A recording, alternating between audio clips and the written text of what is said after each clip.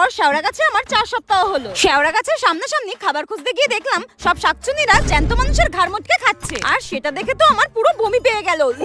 তারপর আমি ভাবলাম আমিও তো শাকচুন্নি হয়ে গেছি, আমি কেন ঘেন্না পাচ্ছি, আমাকে তো এগুলোই খেতে হবে। কোনো খাবার না পেয়ে আমি অন্যদিকে যাচ্ছিলাম, হঠাৎ দেখলাম আরো একটা শাকচুন্নি নতুন এসেছে, আর আমি তাকে জিজ্ঞাসা করলাম তুমি কি আজকেই মরেছো? সে ঘাড় নেড়ে জানায় হ্যাঁ আমি আজকেই মরেছি, তুমি কি আমার সাথে গল্প করবে? আমি মনে মনে ভাবি এর সাথে নাকি গল্প করব।